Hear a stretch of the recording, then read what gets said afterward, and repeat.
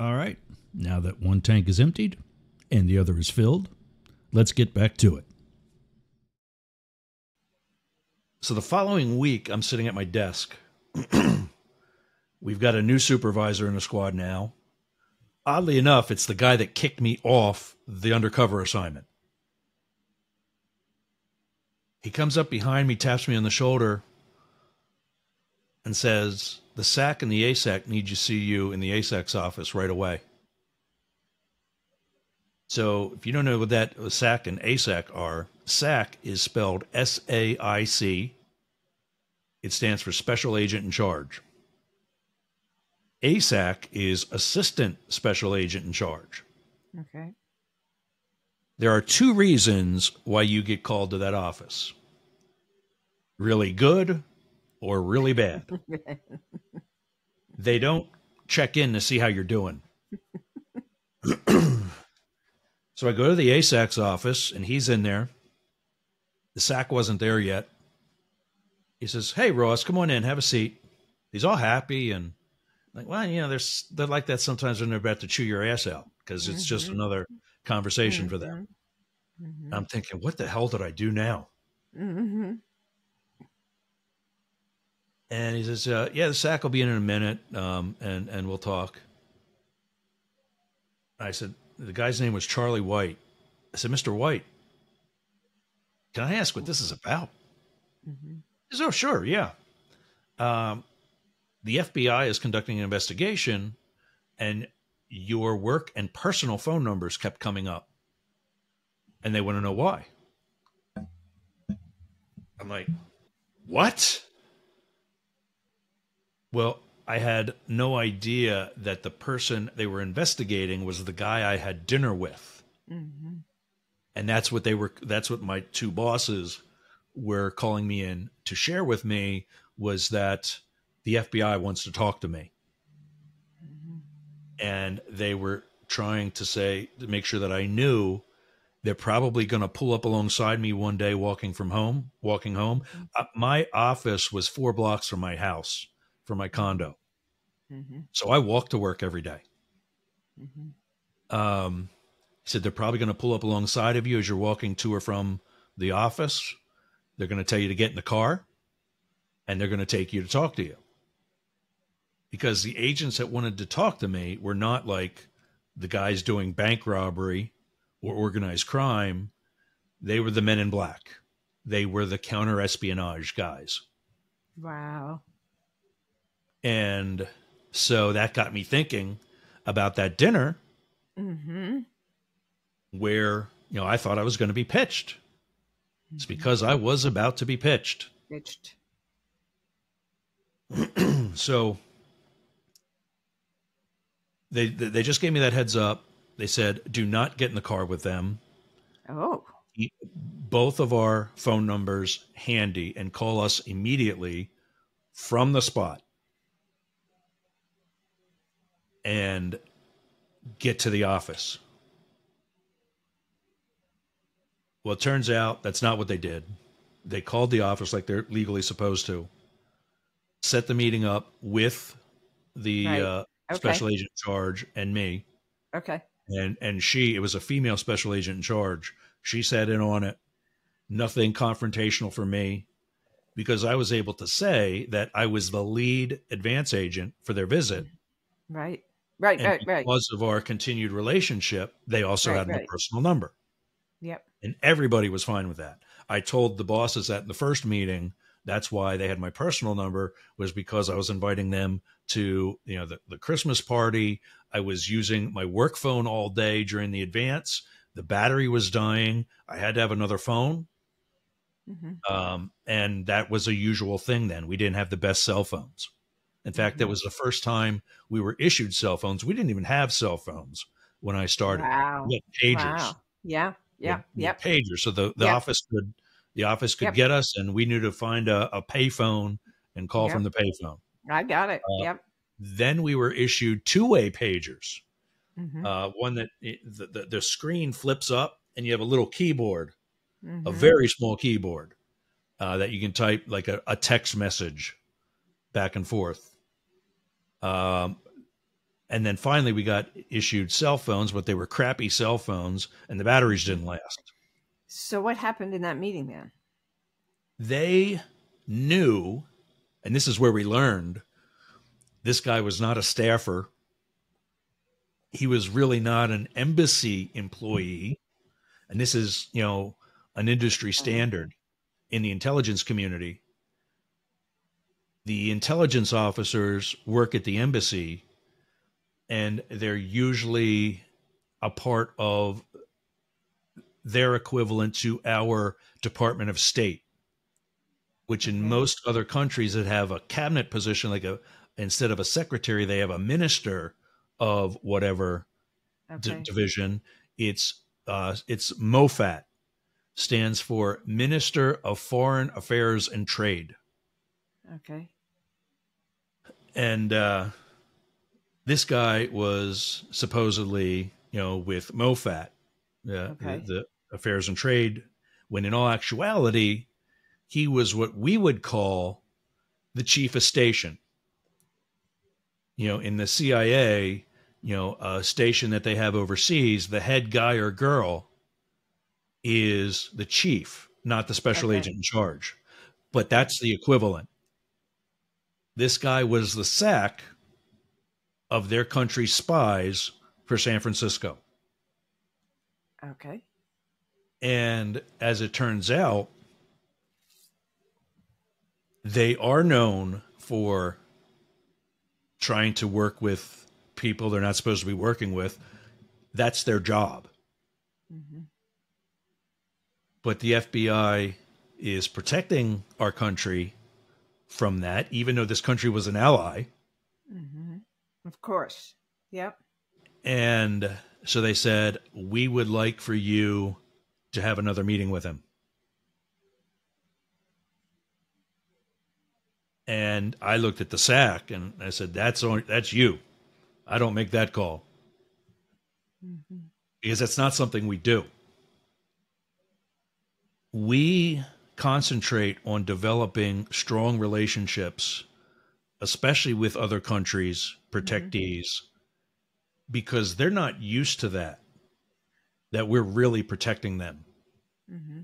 For example, in Mexico, the Secret Service for Mexico is the Army. The Army in Mexico is also their FBI. Mm-hmm. As I said, their Secret Service and their CIA. Mm-hmm. So when they're doing one role, they're also doing all the others. Right. And that's what most foreign countries are used to. When they hear the name Secret Service, it's like Gestapo. Right. Secret Police. Right. It's not a good agency to be associated with. Right. Right. And so did you have another meeting with this guy? I did. I with the SAC's approval, I went to coffee with him a few more times, and then I got transferred out soon after that anyway. But all the FBI wanted was the fact that they liked him and they got along well with him. It's a cat and mouse game. Mm-hmm. They knew he was asking about, people like me. Mm-hmm. And he knew they were asking me to find out about him. Right. He knew it. Right. Right. He's not that dumb. Yeah. So he, let me play. Mm-hmm. And we went to coffee a few more times. And I asked all the questions that the FBI wanted me to ask. How's your family? Mm-hmm. Yeah, and we already exchanged some of that, if you remember. We did both talk about personal things. So I said, are your kids enjoying school here, or do they want to go home? Like, no, he said, no, they really want to stay here, which is exactly what the FBI was looking for. And he knew that. Right. So, my rookie ass was not doing anything top secret. Yeah. But yeah, that's some of the things I went through.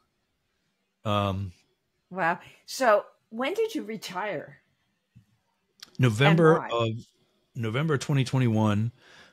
When I transferred to LA, it's because I was seeing a guy in San Diego. And keep in mind, I transferred to LA from DC.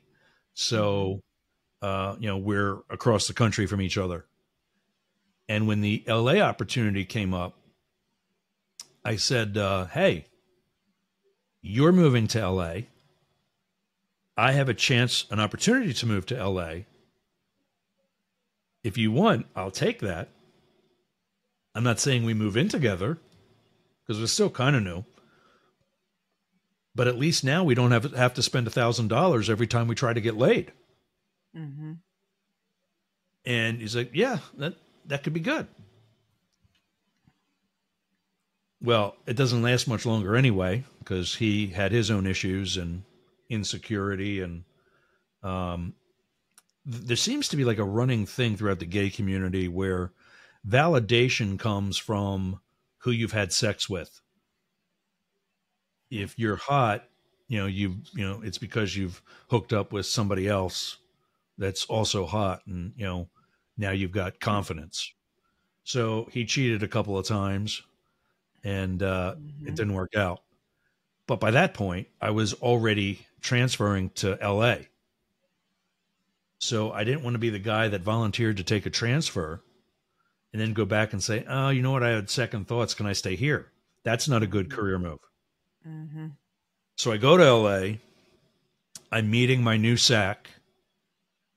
And he says, well, we have a lot of really good young talent here. You're probably not going to be in a leadership position at all. And I shrugged and I said, that's fine. I don't need a title to be a leader. Mm-hmm. And he literally puts his hand up to me and stops me from talking so he could write that down.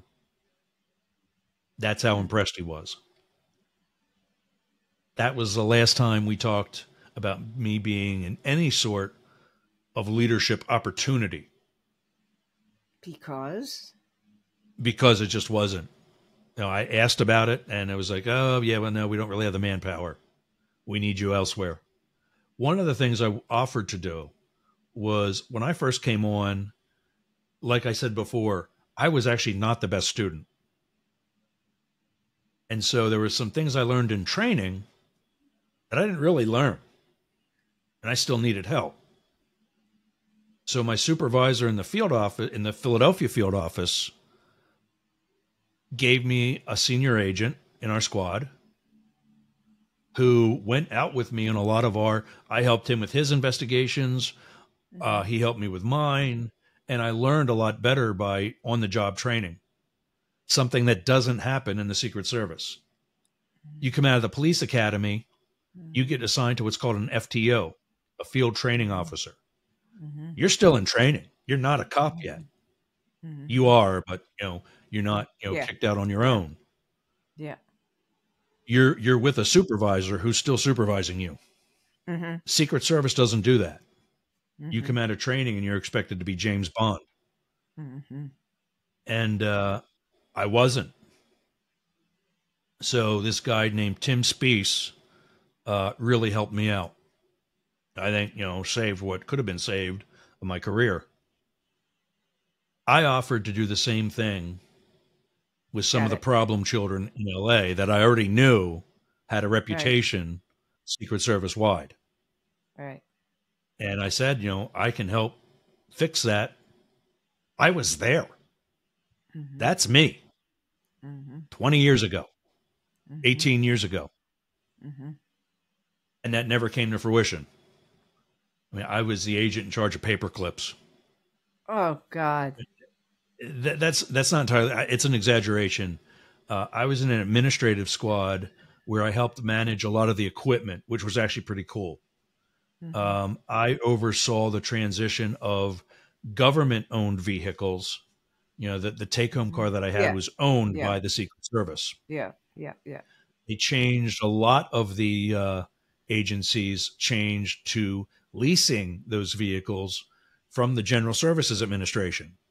Mm-hmm. So I oversaw that transition. Mm-hmm. But that's not what you signed up to do. That was not where your heart was. And Did No, that prompt your it was- retirement then? Eventually, yeah, I wasn't eligible until 2021. Okay. But before that, COVID came along, and I was put into a Right, rather yeah. independent position managing COVID supplies in the office. So when I say that I was the agent in charge of paper clips, it wasn't paper clips, but it was. I still have leftover sanitation wash, sanitation Mhm. gel, Yeah. alcohol wipes, masks, gloves, all that Yeah. stuff. I maintained. My boss and I maintained a very good supply in a in a vault, a room that had a lock on it, where all the guns and all the other equipment that I was used to managing was held. And we managed that supply and made sure everybody had what they needed. Stations around the office, sanitation stations around the office were properly stocked, things like that. But now it's coming up, I've got 20 years on. I'm not yet 50. I have to have either 20 years and 50 years of age, or I get 25 it. years. Yeah. 25 years at any age, you can go. Right. I had a classmate who was one of the bosses in LA when I left, was going to be 48 years old when he hit 25 years. Wow. And that dumbass wanted to stay. Like, dude, go. Right. And that's what happened to me, was that when I hit the 21 years and 50 years old, I'm like, wait a minute, let me get this straight. Right. You're going to pay me $72,000 to not come in here? Mm-hmm. Bye. Yeah. That's what happened in teaching. Hey, gang, if you haven't figured out by now, we're doing a series. So, we're going to take a break, but then come right back with the next episode.